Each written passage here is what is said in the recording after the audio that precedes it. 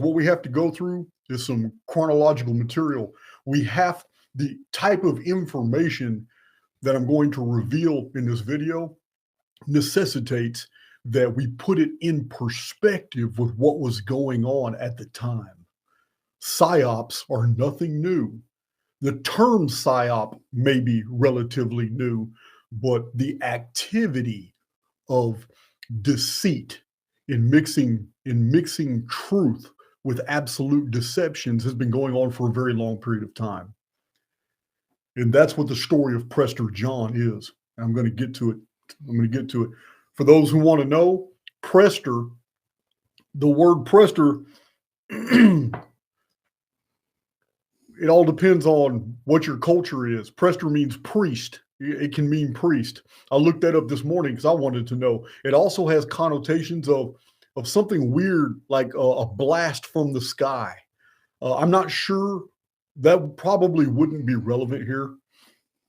Although right around this exact same time, we did have an 1178. I don't have it here because it's not relevant. But for those who don't know, in the year 1178, papal monks did see something very unusual and they recorded it. It appears to be an explosion on the moon. And I know, listen, I'm always telling you guys the moon is a hologram, but many things have been seen in this hologram.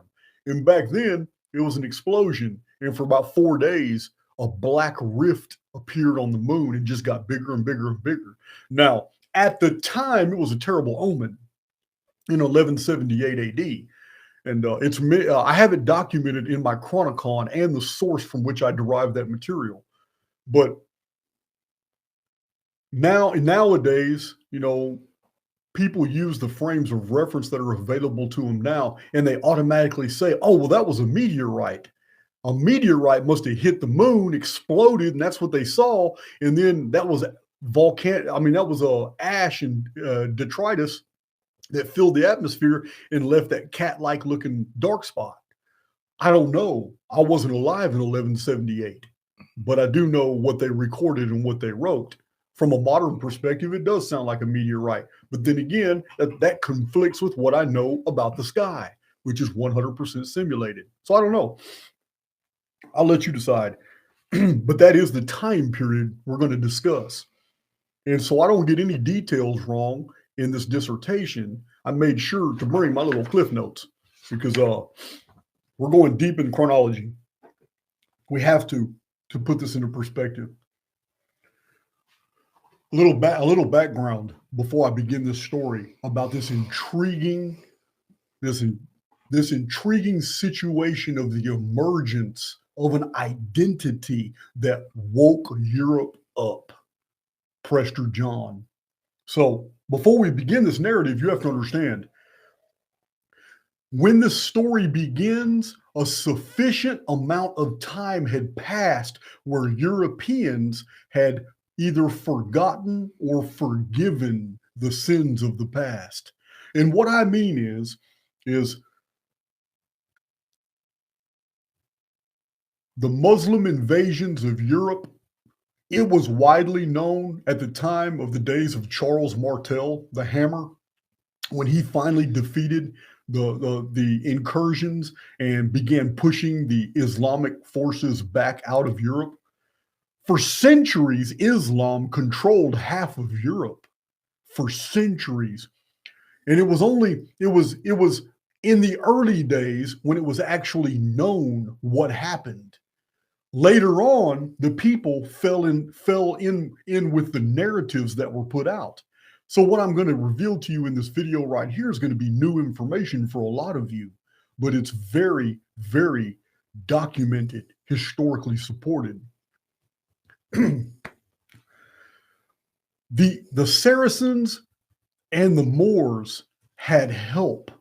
They did not invade Europe without a very detailed, well laid out strategy. There was no way they could have. They didn't know anything about the European infrastructure, and they had not fought battles the way Europeans fought. So at the time, in the 6th century, in the 7th century AD, This is before our story begins. This is the background history. But at that time, there were Jewish merchants in all the European countries and cities, but their authority wasn't in Europe. The Jews reported to the exilarchy. The exilarchy was a capital in Persia. Sometimes it moved to Baghdad, which you know of as Babylon.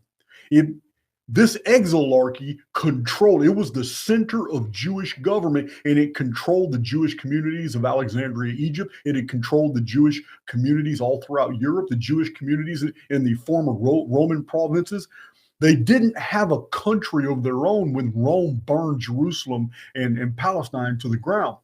So they set up an international country. And this is why the Jewish people have always had a really good upper hand in all international intrigues and activities that were going on, because these people had an information network unlike any other people in the world. Because there were Jewish Turks, Jewish Saracens, Jewish Mamluks. There were French Jews, German Jews, Prussian Jews, Austrian Jews. There were English Jews. There were Jews all over the entire world. There were Persian Jews. There was the Empire of Khorasan. Those Jews, you all know about the Khazarian Jews. Those are the only ones anybody talks about anymore. But we had Jews that were Jew first, and then the nationality that they lived under, and they always sent their tithes and support and money on the trade routes back to the exilarchy, because it was the exilarchy that protected them when they were in all these different communities. It was a genius web.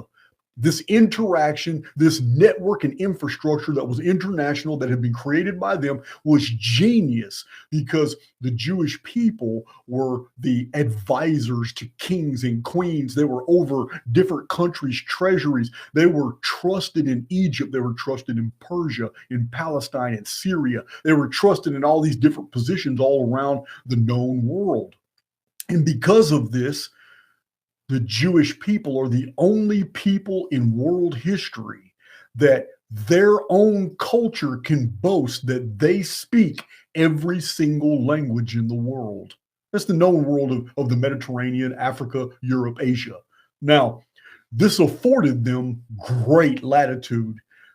They use this power structure to enrich themselves. And they learned early on that as bankers, they could always finance both sides of a conflict. They learned this by trial and error. They got caught many times. And there are books, I can direct you to what these books are, but there are books that publish the hundreds of times Jewish communities were banished from the countries of their hosts because they got caught in financial conspiracies and all kinds of accusations laid against them, collapsing whole kingdoms' economies over and over and over. So here's how these Saracens and these not the Mamluks yet, but the Saracens and the Moors, they invade southern Europe with great success. And the reason is because the Jews of the exilarchy had sent messages along the trade routes to the Jews that were in the countries that were about to be invaded. They're also in communication with the Jews that are working as advisors for the Muslims, because the Islamic countries have always employed Jewish advisors because they're bilingual, trilingual, and quadrilingual abilities to speak multiple different languages. One Jewish family could often produce several members that could speak multiple languages of the region. They weren't just businessmen, but they were always in the position of financial offices, often money lending. So we have this infrastructure of people most of the countries ignore just how powerful and influential this small minority is among them, because this pieces of the small minority are spread through every country, every kingdom of the West, of Asia, Africa, and Europe.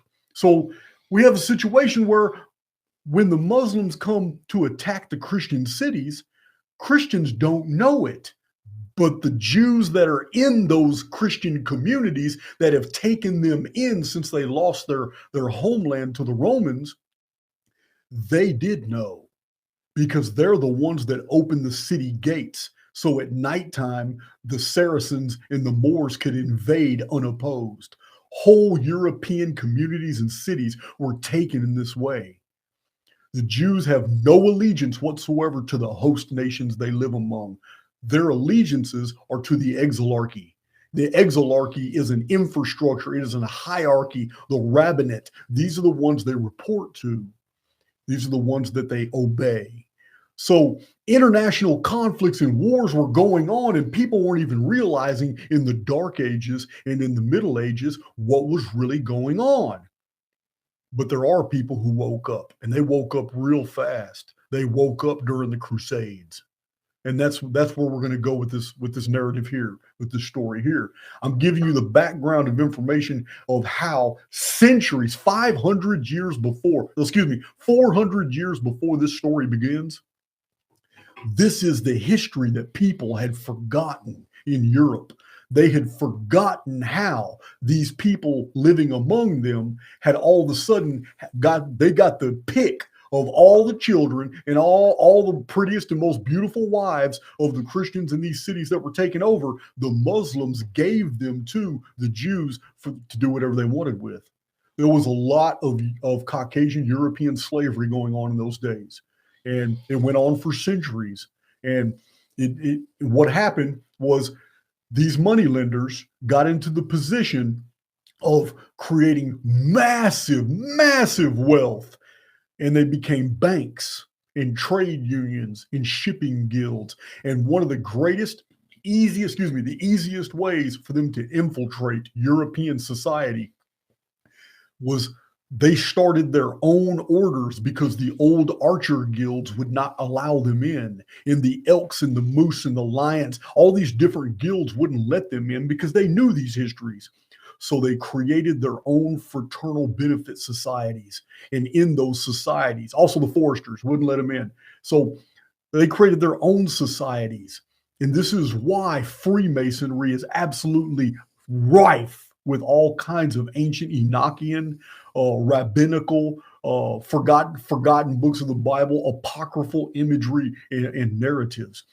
When they created these orders, they were principally populated with Europeans, not knowing that the orders themselves were entirely Jewish created. And in this way, it allowed them to get closer to the kings and monarchies, the queens, to be personal advisors for the most powerful people in Europe, because they came with the stamp of Freemasonry, Masonry, and later Rosicrucians and different orders of the times.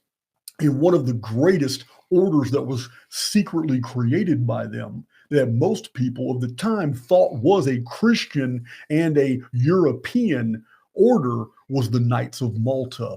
The Order of Malta was created for them to foment the next series of wars. They wanted to deplete Europe of its wealth. They wanted to weaken the European structure, the European monarchies, and the best way to do that was to have them fight against the might of Islam, very powerful in the time, in a series of wars that they knew they could never win. And they knew the Europeans would never win the Crusades. You know why? Because it was the Jewish agents on either side that were providing 100% of the intel. This is why so many weird and botched things happened during the Crusades. Europeans were set up from the beginning in psyop after psyop after psyop. And one of the greatest, the biggest psyops, the most damaging, was the one that played on the hearts and minds of Europeans. And it's the Prester John psyop. This is what we're going to talk about in this. And the reason Europeans fell for it again is because centuries had passed since the earlier invasions of Islam into Europe, when the Jews played a significant, not just a significant, when they basically spearheaded the entire deal and financed it. Our story begins in Greece, because when the story begins, it's not really a story, it's real history, but when this narrative of history begins, Europe has stagnated. It is essentially gone through a 200-year period, just stagnated. Almost no development, no discoveries. There's nothing going on. It's Europeans are just existing. And the only thing that's really developing is a iron fist dominion of the papacy over Europeans. The Rome has essentially retarded human development with very stringent practices and teachings. And at this time, Christianity has swept through Europe. Christianity is everywhere throughout Europe, but unfortunately, the papacy disallows the common people to read the Bible. The priests read the Bible and they do it in Latin. So there are people who are knowledgeable of biblical stories, and there are secret Bibles hidden by monarchies in different areas, and people do read them. Just like today, we have some states have marijuana laws where you can't smoke weed in those states, but the weed is still everywhere. So it's the same thing. Rome is trying to. The closer you get to Rome, the more more of an iron fist you ran into on Roman and papal bulls and policies. But Europeans were doing pretty bad for about 200 years. And this is after 200 years of recovery from the Muslim invasions. So in the year 1062 AD, we have the Greeks get overrun. They had no time to prepare. They just suddenly get overrun by the Turks. These are the new players in the game. The Turks are the new players, and they I've already done a pretty extensive video on Vlad the Impaler in Wallachia, Transylvania, and his wars and his the things that were going on with the Turks. Well, these are the same people, the Turks. So the reason the Greeks didn't know anything was going to happen and the invasion happened so fast was because the local Jews that were living among the Greeks didn't warn them, but they knew. The reason we know this in the historical record is because as soon as the Turks invaded, secured much of Greece, the first thing they did was appoint the local Jews that were already there and spoke Greek to positions of authority. Yes, police, mayors, overseers. Yeah, they were all given this. It's the exact same playbook from centuries before. Exact. It's unfolding all again. So this is in 1062, and it begins with the Muslim invasion of Greece. So in 1080 AD, there's this massive German resistance to Rome, and there has been for a long time. The Germans never played ball with Rome; they just never did. But this massive internal European conflict begins. It's going on at the same time as Muslims, the Islamic forces are building and getting prepared to. They're fortifying around the Christian empires. So, especially around Byzantium.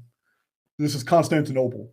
I keep forgetting. It's the same city. Byzantium is the older name for the newer Christianized city of Constantinople. So we have this German resistance, and it begins what is called the anti-popes.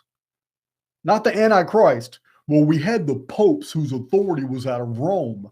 But the Germans basically told the rest of Europe, we don't agree with Rome, which is not an empire anymore, trying to tell the kings and queens of Europe what to do.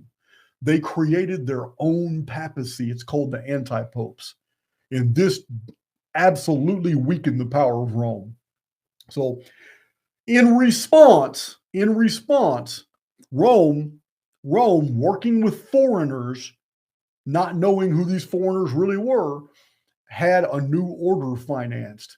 It was called the Knights of Malta, or the Order of Malta. They started in the year 1080 AD.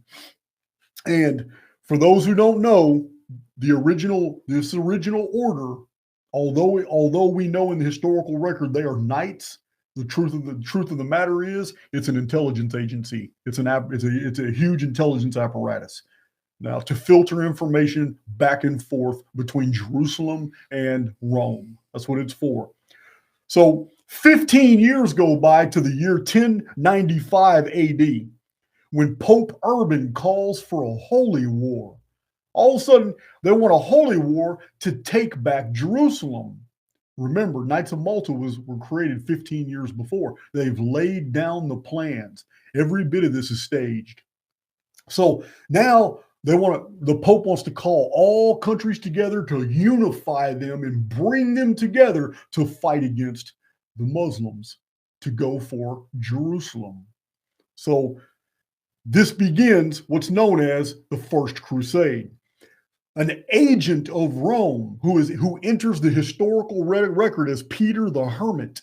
He goes from villages and towns and he wires up people. He's a good orator. He gets thousands of people. They go out, they give speeches. Next thing you know, Rome has armies of Europeans that are ready to fight. They're ready to go save Jerusalem from the evil Muslims. This is the narrative that's put out. Rome's eating it up. It's more successful than they ever imagined. But this is exactly what Rome wanted.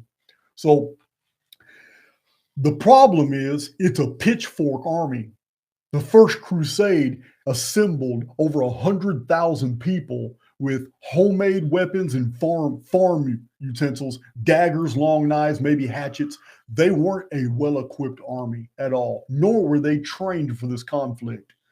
So 1 year later, all throughout Europe, Christian knights, lords, and barons, they begin to put their people together because now they're influenced. They see that Rome has done something. They're spearheading an army. So all the royalty, all the nobles, they begin building their own private forces, and each knight has his retainers, and each baron has his knights, and it just goes on. And all these multiple armies start amassing throughout Europe. But in order to do that, they needed money.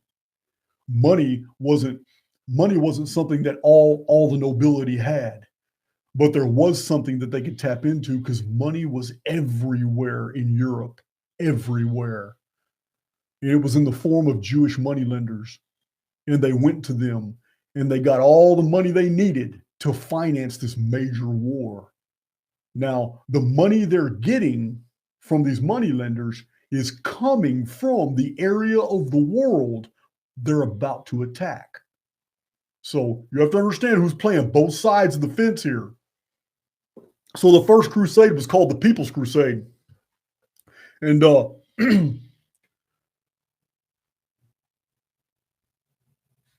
so during the First Crusade, hostilities increased.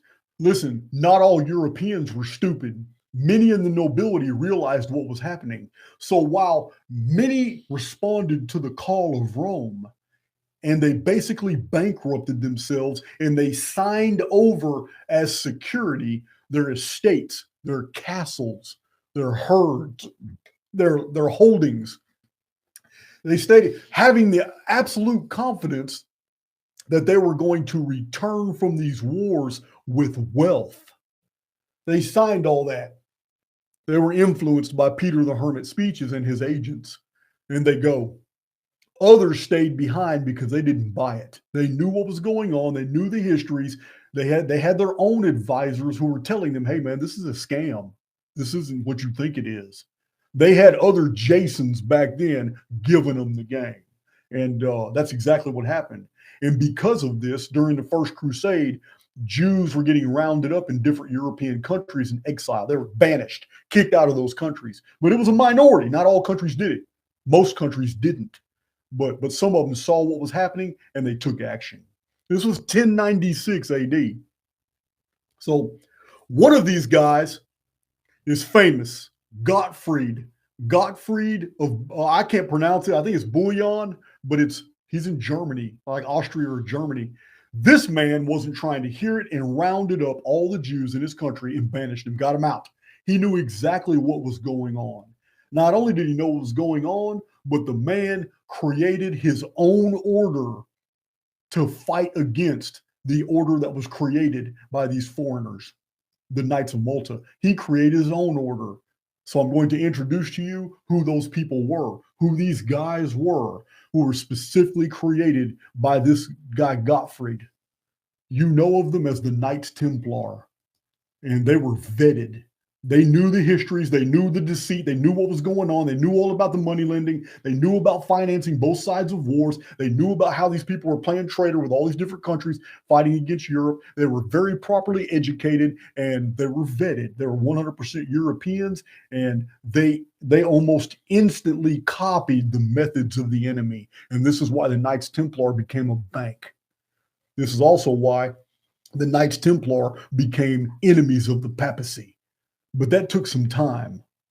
So we have Gottfried, who banishes all of them because he understands the scheme. He knows the game. He knows the score. He knows what's happening. So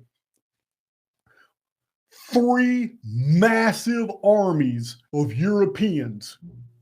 2 of these armies are absolutely, totally ill-equipped. Their hearts are on fire. They're all patriotic and feeling that they're doing God's service in a holy war. They fall upon the Muslim battlefields and they get butchered. They get slaughtered. The Saracens don't give them any mercy. And you can't blame Islam for that. Islam is being influenced also by the exact same people. Their advisors and their financial officers are the same ones the Europeans are using. So this is what goes on. Incidentally, these 3 massive armies, all the men that get captured in battle, you got to understand, whole trains of tens of thousands of females, wives, children. It wasn't just armies that went down there. They took their whole families. They really believed they were going to occupy Jerusalem and live there. All of them sold into slavery. Now, that trade, I'm probably not going to go into details on that, but that trade was already secured for centuries and owned by the same shipping guilds that were owned by the same people. So all these Europeans are now sold into slavery. They will reappear on the world scene later on.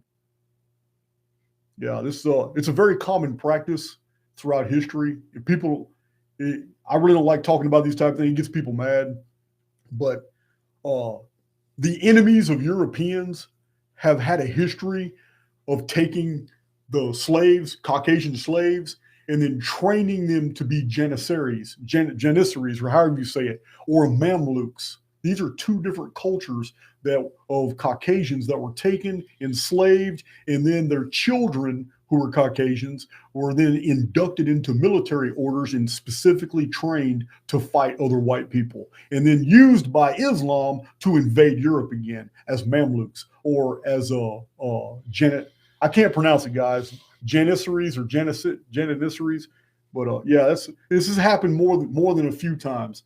It's though, if you don't know, the Mamluks were in Egypt. They were Islamic, but they were Caucasian, and they were Slavic. They were the descendants of Slavic soldiers who had been captured and then bred, and their children were white, and they were Islamic Caucasians called Mamluks who were used to fight on the Muslim side against European armies. So.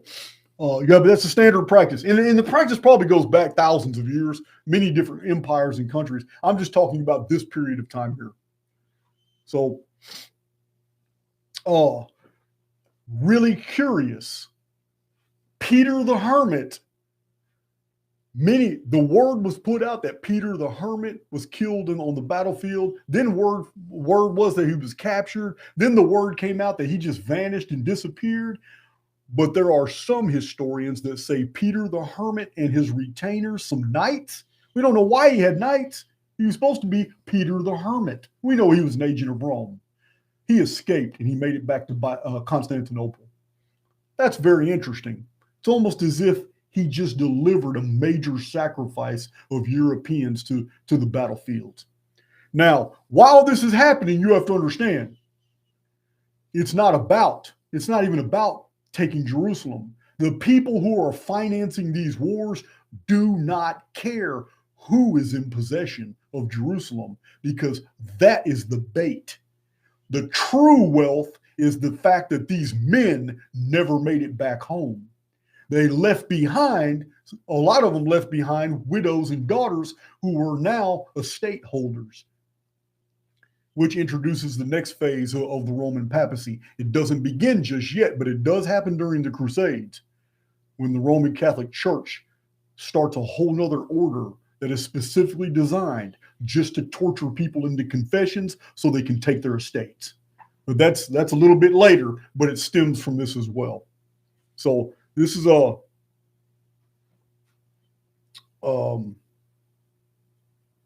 so in 1099, 3 years later, 3 years after the end of the First Crusade in 1099, now the first Crusader army, principally Germans, Austrians, they are very well equipped. This is a military machine. This is not like the People's Army. This is a true invasion force. They go and they fall upon Jerusalem, and they're so adamant about taking Jerusalem, they kill everybody in the entire city.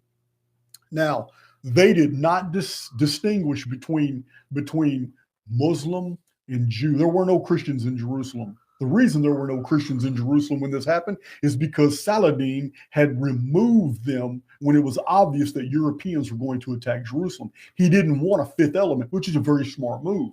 So he removed the Christians out of there to get rid of them. But it also shows you that the Islamic rulers didn't understand the role of the Jews in that war, or he would have removed them as well. But they never had a chance to even barter or exchange any type of information with the Christian Europeans, because when they fell upon Jerusalem, they killed man, woman, and child. Every Jew, every Muslim inside Jerusalem was killed in that battle, and they took the city. So this was 1099 AD in the Crusades. Now, the Dome of the Rock, the Muslim temple, you guys all know about, you've seen pictures of it. The Dome of the Rock was completely taken and turned into a Christian a shrine called Templum Domini. This army went around defeating all the other Islamic hosts that it met. And finally, they just fled. They just left them alone. They realized this is a superior fighting force. They left them alone. And in this one crusade, this fighting force, they established 4 Christian states. They didn't just take Jerusalem. They took Edessa, they took Antioch, and they went to Libya, and they took Tripoli. These 4 Christian states were carved out of the Muslim Empire, and they garrisoned it, and they left it there. Now, the problem is they didn't end the Order of Malta because they didn't know that the Order of Malta was playing both ends from the middle. So they still had an enemy among them. So many years pass. We're talking about like 29 years. And the Knights Templar are officially recognized in the Council of Troyes.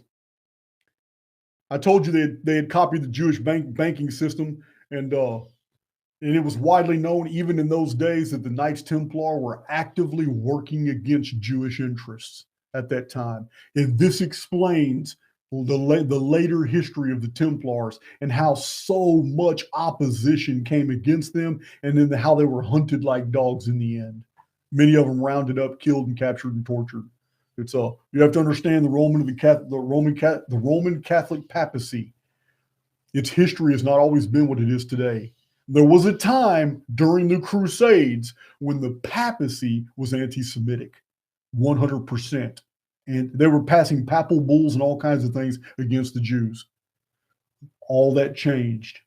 And the Pope started wearing little hats, started working with them. Then they were overrun and taken over by them. And the tone of the papacy since then has not been that way. But these are the events that led up to all that.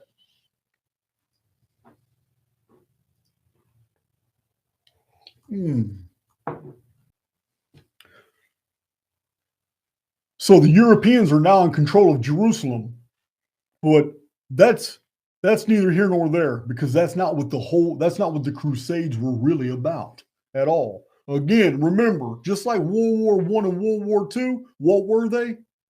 What have I told you in prior presentations? They were bankers' wars. It's exactly what they were.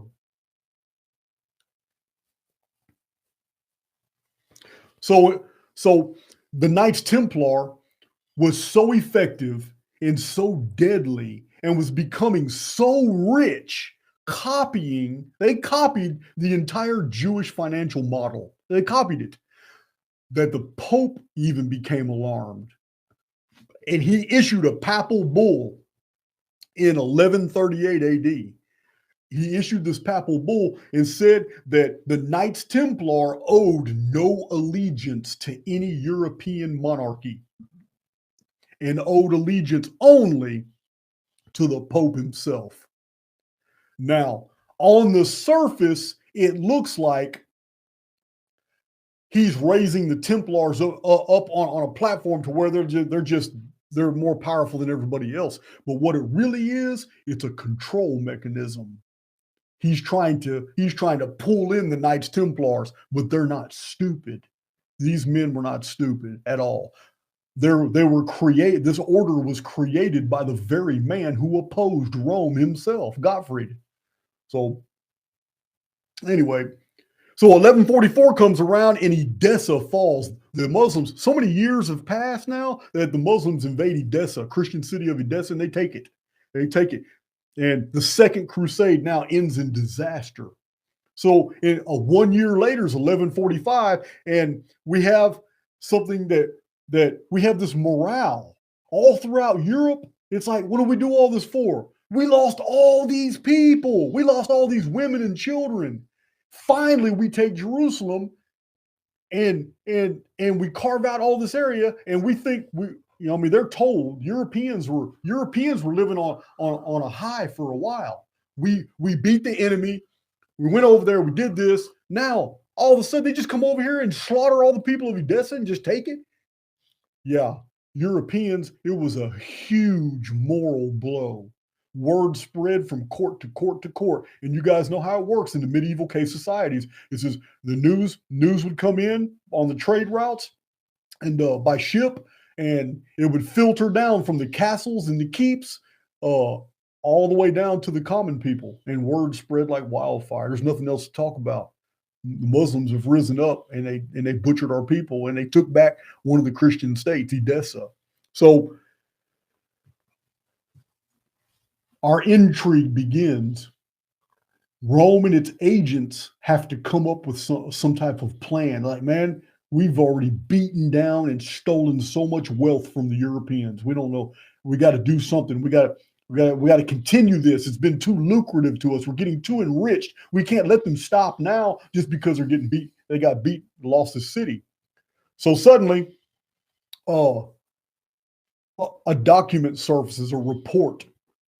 But what's highly suspicious about it is that within a year, all of Europe knew about it.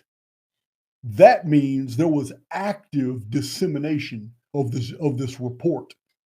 It's an actual report.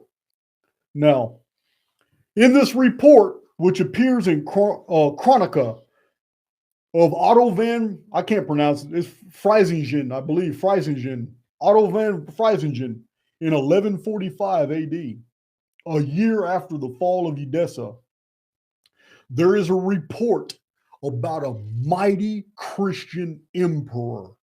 This Christian emperor had just defeated a Persian army. This Christian emperor had vowed to help the Christian Europeans take back Jerusalem. The rumor was that he was an actual blood descendant of one of the three magi that had visited Jesus and given baby Jesus gifts in the gospel. This report said that this emperor had taken his invasion force unopposed all the way to the Tigris. But because of the weather conditions in the Tigris, he couldn't get over, so he traveled north, and the weather just got worse, so he just ended up going back home. This ruler, this emperor, was in the document, is called Prester John. This report, if it was just a report, would have never really entered the historical record. because thousands of reports back in that day were circulated. And we don't have any evidence of them except for the few that were cited in different books that have survived till today. So the problem we have is that we have a document that was released to the public, and it wasn't just released. It flew just as fast as any word of the most epic import in ancient societies. The entire European communities were on fire. They had help from somebody rumored to be around India or Africa, which there never was a specification. And the reason why is because Europeans back then had very, very little idea about the world outside of Europe. Everything was a blur. They just didn't know. They had come out of the Dark Ages. They're now in the Middle Ages, and education since the end of the Dark Ages hadn't really increased with most of the common people. So we have a situation of this document coming into this guy's possession. But there's only one group of people in the Middle Ages that could have spread that type of word, copies of that document all over Europe, and written in the languages where they were to be received. There's no other culture in Europe that had that ability. There was no postal service back then. There was only a Semitic service. And they passed information on a daily basis through their own couriers all over Europe. They had the greatest information network the world had ever seen. And they maintained it for over 1,000 years. All roads lead back to the exilarchy. So, in Persia. So, this Prester John letter, this Prester John report is recorded by Otto van I can't pronounce it. Frezin. That's how we received it in the historical record, but it was all over Europe. Because now Europe is on fire. They're ready to fight. They're ready to go back to take the Christian city of Edessa. They don't care about all their losses. The scheme absolutely worked. So this is 1145. Oh, by the way, Prester John was also supposed to be a descendant of the Queen of Sheba. There's all kinds of evidence from the modern perspective of a falsified identity. It's somebody who was non-Christian that believed that Christians would fall for it if you said certain things that were very, very scriptural and biblical. Many things that were said about Prester John. The report is extensive about Prester John. The exotic animals he had, all kinds of stuff. So, yeah. He was supposed to have ruled over 72 kingdoms. Another number that is absolutely specific to Semitic culture all throughout the Old Testament, 72. So, yeah, he was supposed to have a huge military power, all that. But word spread, and it lit Europe on fire, and it was the subject matter for 20 years. People talked about Prester John and his amazing Christian empire on another side of the world, and that his aim and goal was to take Jerusalem and sit in the temple in Jerusalem of biblical fame. These are all in the report. This is what Prester John wanted to do. Now, 1146 rolls around. The Vatican, this is all by design, guys. History doesn't unfold randomly. What I'm about to read to you shows you it's all by design. In 1146, the Vatican sends this guy named Bernard. He's a master orator. He goes to Germany. Of all the places in Europe, he goes to Germany. Germany has the loudest voice against the papacy. This papal agent goes and he lights the hearts of the people on fire. He talks about how it's the duty of the children of God, how Christians need to come together against Islam, and how they need to take back all the Christian cities, secure Jerusalem once and for all, build a Christian empire from the holy city. how the Germans are strong. They are the backbone of European aristocracy. How they need to spearhead this movement, and the rest of Europe will follow, because the Germans are the ones that everybody will respond to when the call of God goes out. He went off. Germans fell for it, hook, line, and sinker. Bernard had hundreds of other agents, friars, monks, just different agents of the papacy that went into the smaller villages and cities, and they gave the same speech. All of Germany. I'm going to read you something that's harrowing. Should piss a lot of people off. This is straight out the historical record. This is what, when Bernard was finished with his mission sent by the Pope against Germany, this is what he wrote in a letter, and it was published, and we have it today. Well, we have copies today. I opened my mouth, I spoke, and at once the Crusaders have multiplied to infinity. Villages and towns are now deserted. You will scarcely find one man to every 7 women. And this is exactly what the papacy wanted. They didn't care about Jerusalem. They don't care about liberating anything in the Middle East. They don't care about the Holy City at all.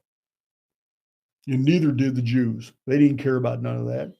They care about how much money they can make from all this activity. So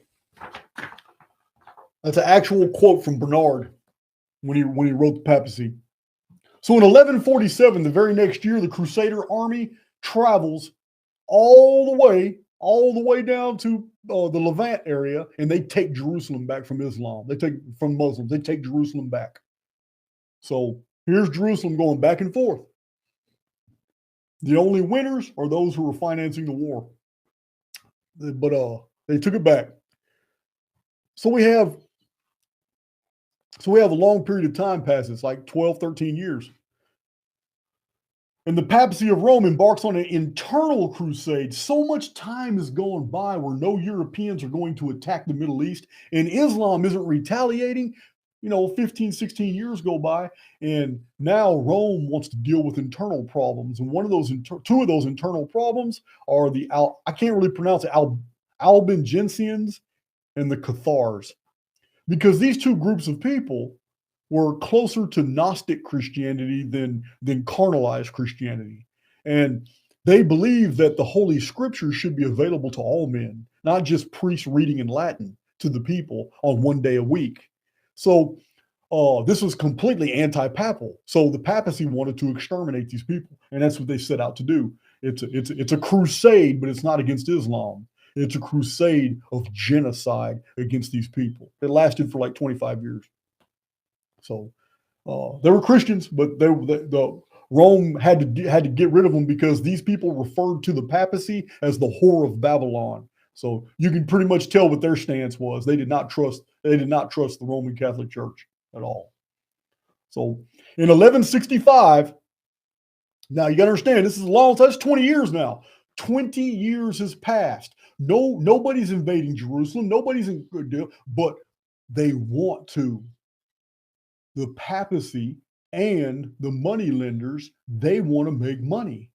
But there's nobody getting wired up anymore after taking Jerusalem that last time to do it. So they got to do something else. What do you think they did? 20 years now since the orations of Bernard wired up the taking of Jerusalem 19 years earlier. What do you think they did?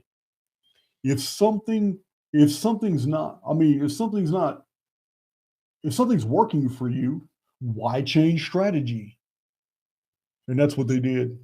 In 1165, suddenly a letter from Prester John, it just doesn't appear to a monarch in Europe. Letters of Prester John appear in all the courts of Europe. Again, we have a situation where somebody working behind the scenes has the ability to mass produce all these letters in multiple different languages and get them to the people they need to get to, and basically at the same time. And at that time in Europe, there was only one people able to do that. So we have these letters. They appear everywhere. European capitals. And now these letters claim that Prester John is an Ethiopian ruler. And they are copies of a letter that was sent to Byzantine Emperor Manuel Comnenus from the supreme ruler of the three Indies, Prester John. This reignited hope. Again, Europeans, hook, line, and sinker, buy it. They buy it. We have history repeats itself. It's the exact same scam from 20 years earlier. And it goes on. Now, to me, the multiplicity of letters distributed so rapidly throughout the European courts to create the next wave of the Crusades is evidence of the Psyop, 100%. These aren't natural developments that are happening. These are engineered. They are absolutely deceptive. In 1177, according to the historical record, 1177 is the year that Pope Alexander III actually wrote a letter to Prester John. Now, they say no answer was ever received, and I believe that. I don't even know if a letter was actually sent, but it does continue the myth. It does fuel, it does give power to the myth of the people that were living at the time. Oh, wow, the Pope just sent a letter to Prester John. We're waiting on an answer. So that bought them more time with the Europeans. But again, I mean, all this hope was lost. People were destitute. They'd lost family and friends. Many people know other people who lost everything. They lost their family members and lost their estates, their herds. They lost everything. But now, again, hope has been renewed because Prester John, he's still working. He's still working with Christianity. He's on the other side of the world fighting the evil Turks and Muslims from the other side. So this gave Christian Europe hope all over again, which is exactly what it was designed to do. So in 1182, people start waking up in France. They're not trying to hear it. The descendants of the Moravians, the Franks, they're like, you know what? We're not buying this anymore. And they evict all the Jews living in their country. Get them out. Get them out. So remember, these are the same people who were under the rule of Charles Martel who did the same thing. So history repeats itself. They woke up. But 5 years later, in 1187, the Kurdish ruler, Saladin of Egypt, he was a Mamluk. Saladin of Egypt, he called for a holy war to take Jerusalem back from the Christians, occupying the Holy Land. Now, I don't have anything in the historical record that would infer to me that he was influenced by his advisors. So I can't tell you that happened. I can't say, hey, man, you know what? This will really happen. Such advised him and told him to go and do this. But I believe that's exactly what happened. Because if the Christians aren't going to have a reason to go invade anymore, then his advisors way over there, which are the same ethnicity of the moneylenders in Europe, then that's what happened. He was advised, hey, you're going to let those Christians just take. I mean, the Dome of the Rock is a Christian sanctuary now. You're going to let that go down like that? Why else do you think these people have always allowed for two temples to be in the same city? The original Davidic temple and the Muslim Dome of the Rock. So they're playing both sides from the middle, and now they wired up Saladin. And Saladin's like, okay, you know what? You're right. I'm going to go take Jerusalem. We're gonna go rescue the Dome of the Rock. That's exactly what they did. Exactly what they did. Now all these money lenders, they have great opportunities to finance more European armies to go take back Jerusalem. This is 1187 when the Mamluk Saladin, I believe, of Egypt, took back Jerusalem. Now, in that war, in that battle, some of the Templars were captured. I'm pretty sure a lot of them were tortured for information and all that, but they were captured and killed. The Templars were. And the Templars are the ones that knew all about the moneylenders. They had not only they knew about them, they were absolutely opposed to them. So it makes sense why the Templars were not kept as security. This was a very common practice back then. That even people don't realize this, man, but Islam has always been very noble in warfare, and really, it's not a credit to European history that Christians often butcher everybody in a city. They don't differentiate between man and enemy combatant and all that. But I tell you what, we have incidents in the historical record where Muslims have fought with absolute honor on the battlefield that Christians were bereft of. I don't know what the reasons are for that. I don't know. But Saladin shows all the historical earmarks of being a gentleman. There must be a reason why the Templars were absolutely killed off. They were not kept as security, because keeping nobles and knights as security was a very common practice back then. Matter of fact, that's the history of Vlad the Impaler. He was security for a while. 1187 BC, we're done. The Knights Templar have now, in this year, they moved their headquarters to France. What just happened in France? The removal of a certain people. They were evicted. Now the Knights Templar moved their headquarters to France. 1187 AD. Oh, I seen tone deaf. Christians, Jews, and Muslims live together in Spain. Of course. Yeah. It's you'd be surprised. Morocco, Egypt, Cairo, New York. Yeah, I mean, Christians, Jews, and Muslims live together in harmony in all different places. There's no doubt. But it doesn't change the historical fact that these things were also going on as well. So in 1190 AD, 3 years after the Templars moved to France, in 1190 AD, in Britain, a Crusader army gets together. All over Britain. Now Britain's going to enter the Crusades. All over Britain, this army gets together. It takes like 2 years, and finally, man, they're getting ready to take off. Everybody in every community knows which people are about to leave. A fleet of ships is on standby, going to take them to the European coast. An army from Britain is going to join with other, Crusader armies to go fight against the Muslims. But there's a problem.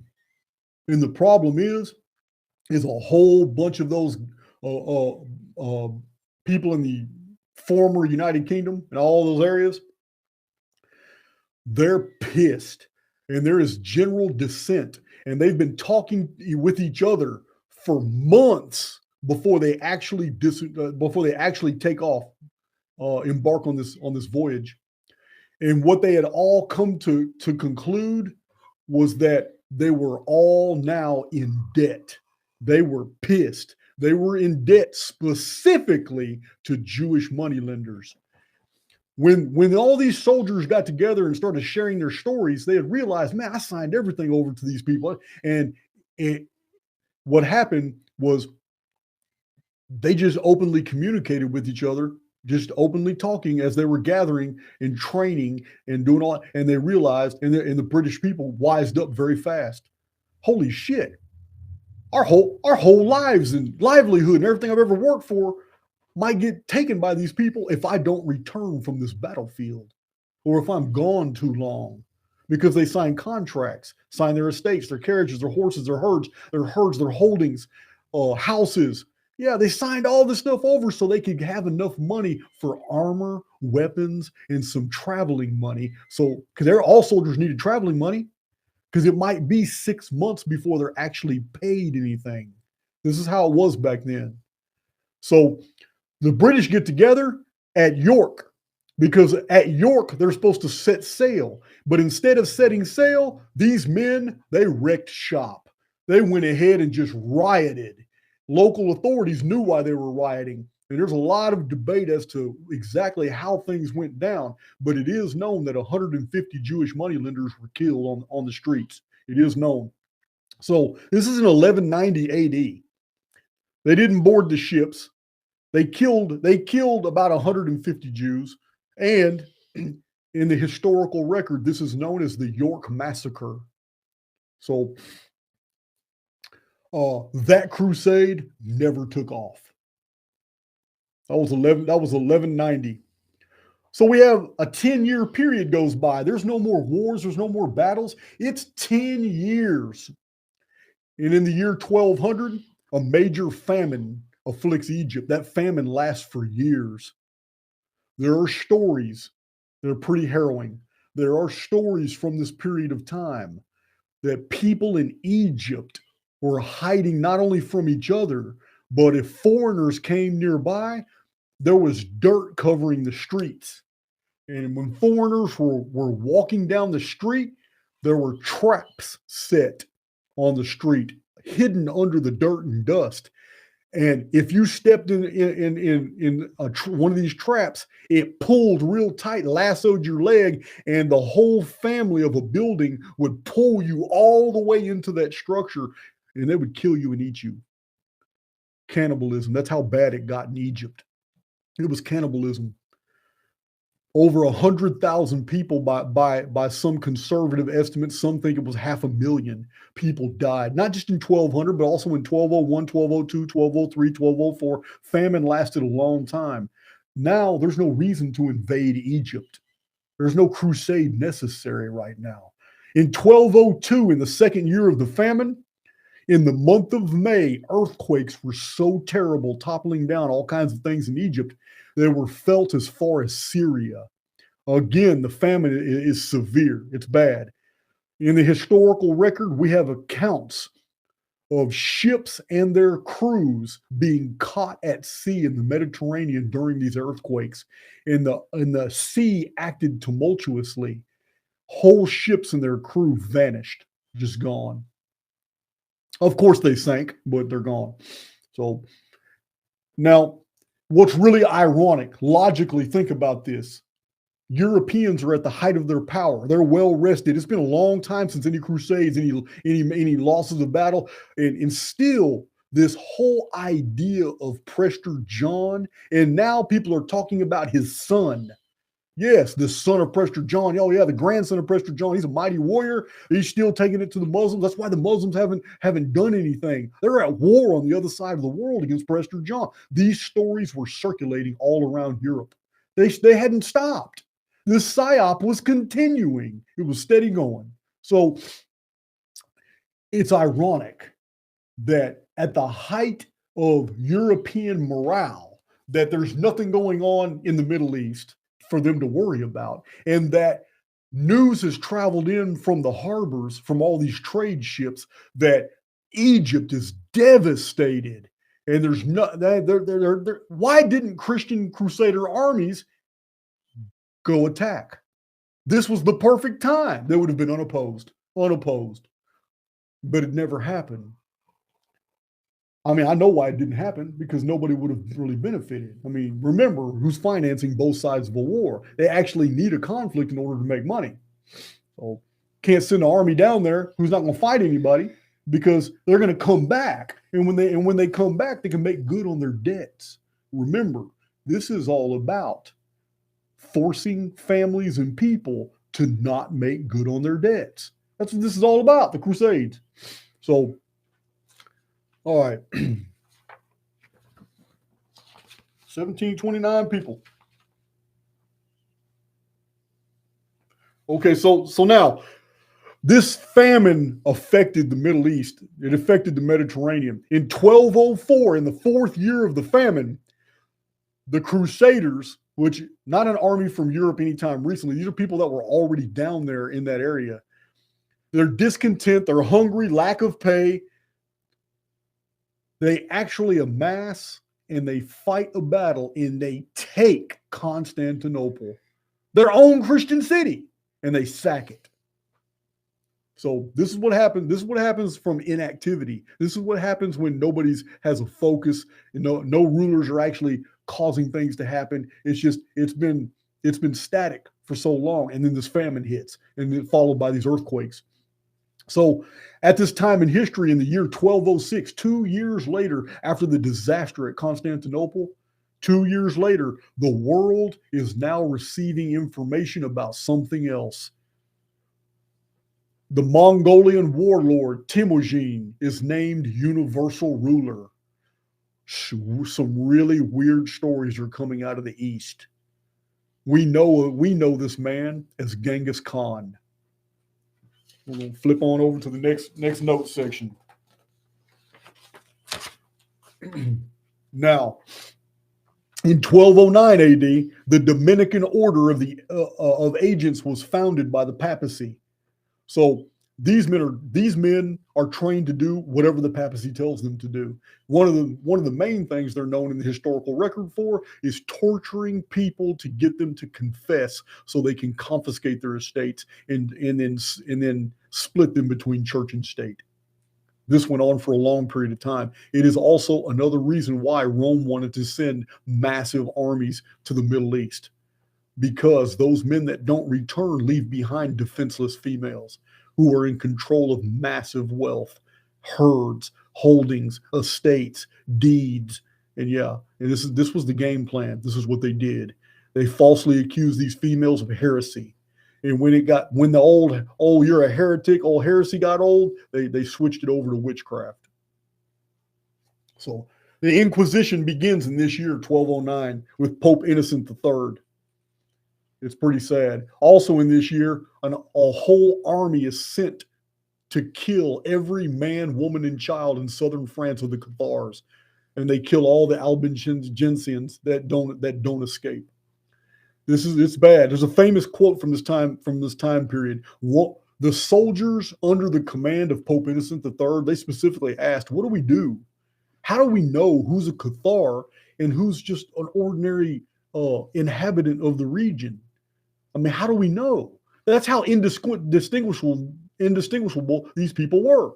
This wasn't another culture. It wasn't another race. It was a people that believed that they had a right to read the Bible. That's what it was. So the soldiers were like, well, what do we do? How do we decide who dies and who lives when we invade southern France? Pope Innocent III said, kill them all. God will know his own. It's a famous quote. Sorry, son of a bitch. In the year 1212 AD, 3 years later, is a Phoenix year. I've told you about this. We're going to skip over it because I have many videos about the Children's Crusade. In that time period, there was no Children's Crusade. That was a story that was made up in retrospect to account for the mass vanishing of a major, we don't really know. We know it was over 50,000 children, but a lot of people estimate it was much more. Yeah, it's crazy. But the Children's Crusade was made up because during that period, it was the Crusades. But all over Europe, children vanished. And the authorities came up with the story of the Children's Crusade to account for that. Children never made it to Europe. Children never made it to Jerusalem, never made it to the Middle East. There's nothing indicating they were even heading in that direction. They just vanished. This is during the years of the Pied Piper of Hamelin, and that's just the story that came down to us. But actually, from those times, there are many, many, many, many accounts from old Europe of this dark piper figure who played music, and children vanished from villages and hamlets and cities. So we're going to skip over that because I've already dealt with that in other videos. But in 1214 AD, Genghis Khan defeats China. Shortly after, he defeats Persia. Shortly after that, he takes over Turkestan. The Mongols are undefeated. They overrun almost the entire known world. They take over Armenia and India. Then they invade southern Russia and they take it too. This is the establishment of the Tartar Empire. I'm not talking about Tartaria, my friends. I'm not mixing paradigms. This is the Tartar Empire. Tartar comes from a old Greek words that means the far west. So this is Tartar Empire. So in 1215, King John in England enacts the Magna Carta in 1215, but at the exact same time, the Pope on continental Europe enacts laws against the Jews in all the papal states. The papacy is now catching on to what the Templars already knew: how to acquire wealth. Up until this point, Rome was using religion in order to keep people under control, peer pressure. But now they understand the design of all these little Semitic communities that are spread throughout Europe. Now Rome's beginning to catch on, and they understand, oh, the money lending, loan sharking, this international banking, this is how you get tremendous wealth. So Rome wants to cut out the competition. Cutting out the competition means now creating legislation that curtails everything that the Jewish moneylenders are doing. So this is entered in 1219 AD. So, 1215 AD. 2 years later, in 1217 AD, the Fifth Crusade begins in Egypt, but Egypt is still not recovering from this famine, all this death. The Crusaders don't even take much. It's almost an unsuccessful crusade, even though they're victorious. Yeah, nothing to feel good about. That's in 1217. But in 1219, something very interesting happens. In the year 1219, a caravan of Mongols appear in Persia in the kingdom. It's called the Empire of Khorasan. In the Empire of Khorasan of Persia, these Mongols show up. It's a whole caravan. The local Persians, this is ancient Iran, the local Persians take all their wares, jack them for their stuff, shave their beards, and then burn their faces so their facial hair can't grow back. So these men return back to the court of Genghis Khan. So, and they tell the story. They tell the story to the Khan. I don't know if it's Genghis Khan. I think it was Genghis Khan. It might have been Kaluga Khan or Iq Khan. I don't know. It was one of the Khans. They go back and they tell the story to their people, and then the word gets up to the Khan. The Khan invites them to court. When he sees what's been done to these men and how they went in peace with no weapons, they're just there to trade, open trade with ancient Persia, Iran. He sends, very respectfully, the Khan sends an envoy and says, I demand reimbursement for all the trade wares that were sent to you, that you took, and reimbursement for the treatment of my people. I wish all rulers were like this. Instead, the envoy is met with all kinds of disrespect and basically told, hell no, F you, all that. And he goes back and he tells the Khan, I wish all rulers were like this dude, because this dude amassed an army and marched 2,000 miles, invaded the empire of Khorasan, killed every horse, mule, donkey. He went in there and killed every village, and went in there and slaughtered the entire nation. Now, I'm not condoning that. I'm talking about how he stuck up for his people. But he went in there and slaughtered everything. This is actually verifiable. This is from the historical record. 75% of the people of the Empire of Khorasan were put to the sword by the Mongols because of their treatment of these people. Now, I don't agree with the genocide because they weren't involved in all that. What I like, though, is the fact that a leader stood up for his own people. At the bottom of the barrel, little merchants. They weren't even nobles. Marched 2,000 miles. When the Shah of Iran, of the Empire of Khorasan, saw what was happening, he fled 200 miles to the shores of the Caspian Sea. But the elite retainers of the Khan caught him. And before they could close in on him, he committed suicide. But they still cut his head off and they took it back to the Khan to verify that the Shah was dead. True story. That's what happened right here in 1219 AD. There's a lot of favorable stories. In the West, we get a lot of negative stories about Genghis Khan, Kaluga Khan. There's so many different Khans, but we get these real bad negative stories. And yeah, they were brutal. They were all these things, but you know, there's also a lot of stories that are not too popular. A lot of historians gloss over the fact that the Khans had in their entourages Christians. Their closest and highest, most powerful advisors and retainers were often Christian. Yeah, a lot of misinformation about the Khans. But anyway, usually 1219 AD, that's what happened. He committed suicide. So 10 years later, we have 1228 to 1229 AD, and King Frederick II of Germany has had enough with the Pope.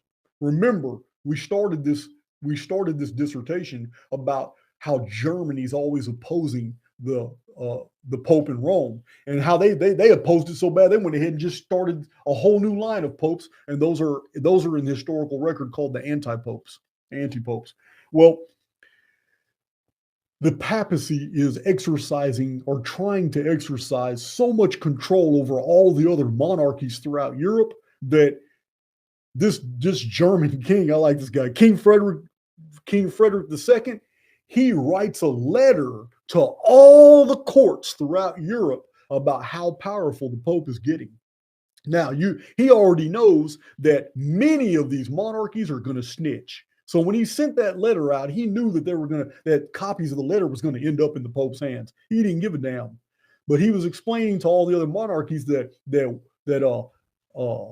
we need to put an end to this. The Pope has grown too powerful and he's exercising powers over us that he doesn't, because he was a believer in the divine right of kings, which was an old belief of the monarchy. And even in that time, many of the monarchies believed in the divine right of kings. They just didn't really push it because they were scared of Rome. They were scared of the Pope. So anyway, King Frederick, he's excommunicated by the Pope, which is supposed to be a big deal, but he doesn't give a damn. And there's another crusade, and they're going to go invade. They're going to put Islam to an end. That's what they're going to do. And again, the stories are rife throughout Europe of a grandson of Prester John. And that, hey man, it's going to be different this time. We're going to go down there, we're going to take over, and we're going to put an end to the scourge of the Middle East and Jerusalem and all that. So they do. Crusade takes off. King Frederick, even though he's excommunicated, nobody expected for him to field his army.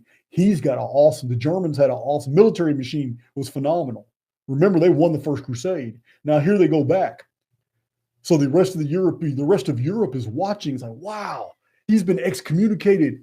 He's been excommunicated by the Pope, and he's still sending an army to the Middle East. Not only that, but Frederick led the army. He went himself. And what happened was not expected by anybody. When Frederick went down there, instead of fighting a major war, which they probably would have won with his inclusion with the other Crusader armies, instead, he sits the Muslim rulers down and sues for peace, enters into a mutual compact, and without fighting, the Muslims deliver Jerusalem up to King Frederick. They give him control of Jerusalem.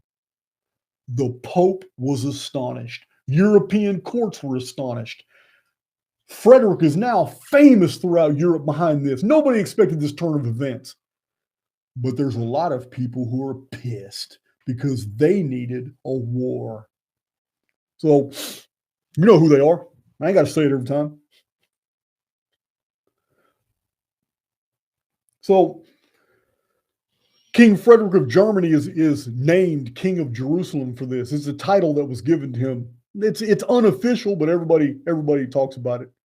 So it's but he's got enemies now. He's got real enemies. They can't stand him because they've loaned out a tremendous amount of money, and they're not going to get their returns they were expecting. So it's at this time that a real dark chapter in European history begins. And it's a lot of misinformation has been put out about it. But at this time, the Pope and the papacy, they see a new way. Well, it's not a new way, but they see a great way to go ahead and get their money anyway. So they switch over from the accusations of heresy, and now they begin their witchcraft campaigns. And all these females, some males, but all these females throughout Europe start losing their wealth. They start losing their lives. Those who willingly give up their estates in penance for their crimes are put in cells, in above ground dungeons where they serve out the rest of their lives to serve all the whims of the papacy and the priests and the Dominicans. You know of these as nunneries. The women that weren't tortured to death, the women that weren't burned at the stake, the women that weren't executed on the rack, these women became slaves in nunneries. This is why, even today, it is tradition for nuns to call their rooms cells. So, 1244 AD. 1244 AD. I mean, a good decade and a half have passed. So, well, it's a decade and a half have passed. 15 years has passed. Now the Muslims go back and they take Jerusalem. But this is 15 years after it was secured by a peace treaty. Muslims take back Jerusalem in 1244. 4 years later, in 1248, the Seventh Crusade against the Egyptian Muslim Mamluks is now executed. These were the descendants of Slavic and Central Asian Caucasians who had been enslaved centuries before and then bred for war. They were bred to be soldiers, but they were bred to defend Islam, and but they were actually the descendants of European Christians. Like I said, it was a very common practice. The Assyrians did it 2,000 years before this. So in 1254, the Seventh Crusade ends.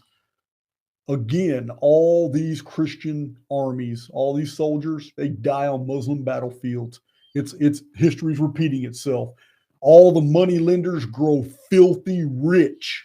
The Seventh Crusade is an absolute failure.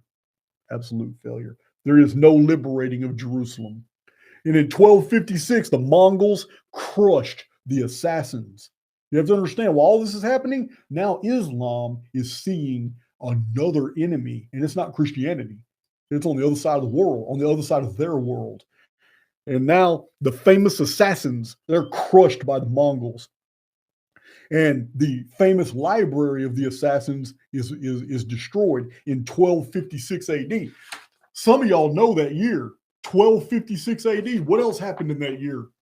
In my Chronicon, you can see it, but I also have videos that explain. I have a video on the Dutch Oralind manuscript, this fantastic history of the world from the Northern European perspective.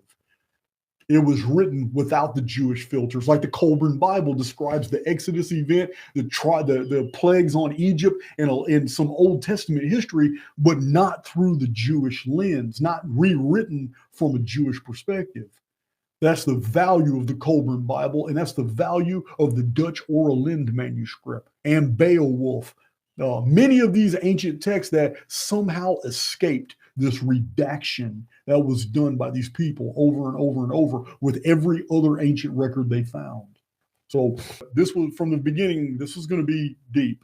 So this is the psyop of Prester John and how it led Christian Europeans to their deaths to fight Islam for nothing but the confiscation of their wealth from the families they left behind.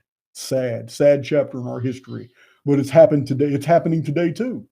Happening. It's called the IRS. It's called mortgages. It's called all kinds of different things. Nothing has changed.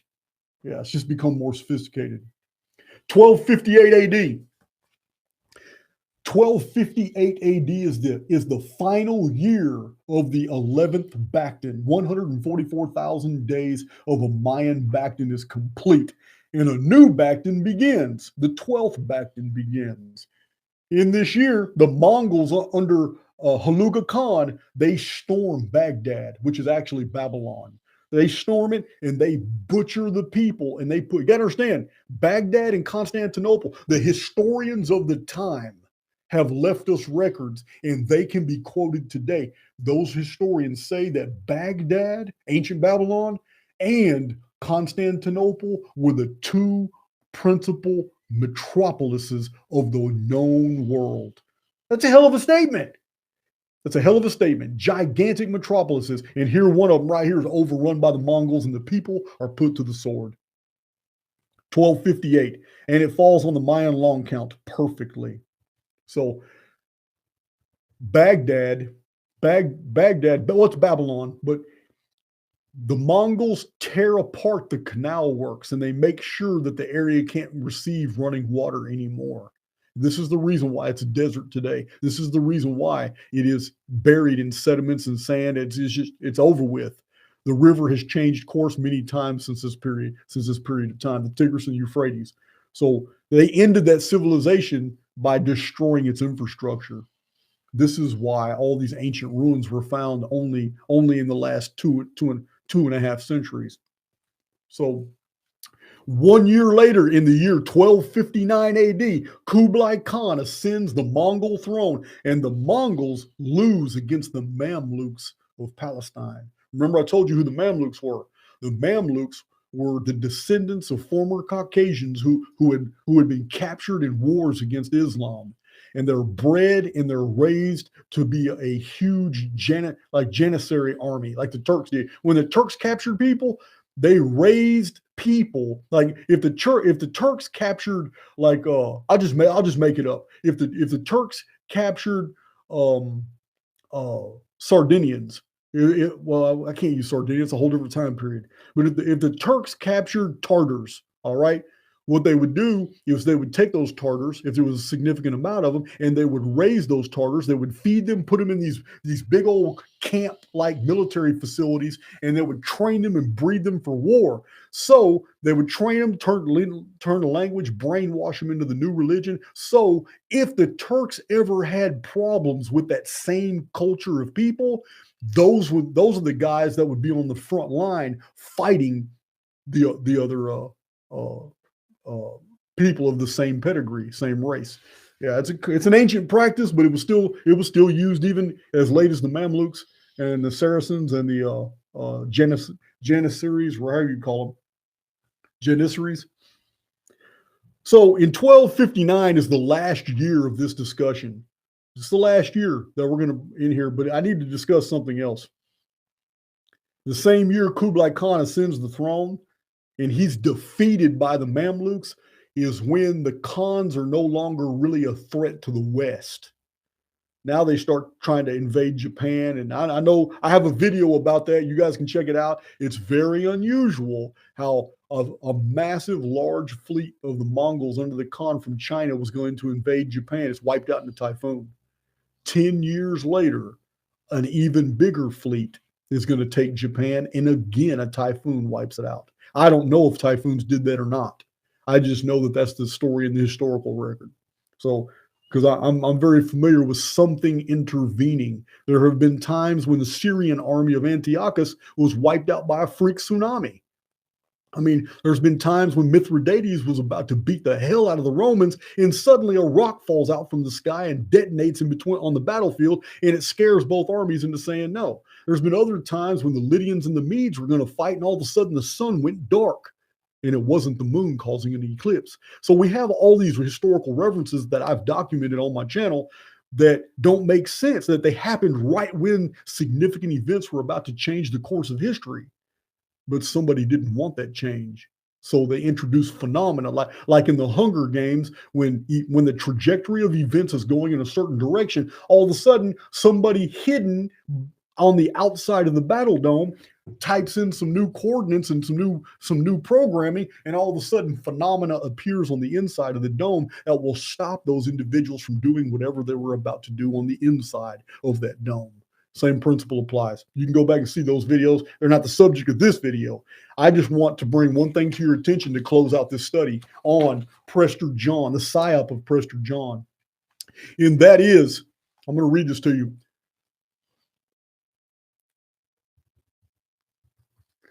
Right around this time, 1259 AD, after hundreds of thousands of people had lost their lives on Muslim battlefields or to Christian swords, many more lost their estates and wealth to Jewish moneylenders and the papacy. The truth of Prester John was finally revealed by Gregory Bar Hebraeus, that the Christian Mongol ruler named Unk Khan was the actual model for which Prester John derived. This is written in his Syriac chronicle. The Jacobite's name, Bar Hebraeus, means son of the Hebrew. After the Psyop was no longer of utility, after the Psyop had already done what it needed to do, we have a Jewish author right here telling us the origin of the whole story. That's the Psyop of Prester John. It's not the only time a Psyop like that has been conducted. We already know of what happened with the poor Russian Christian people in the beginning of the 20th century. And it's very similar to a modern Psyop today. And there are many other instances where similar Psyops were conducted in ancient times. The Greeks employed them, the Romans employed them, the Assyrians employed them. Yes. Yeah, information wars are ancient. They're nothing new, my friends. Nothing new.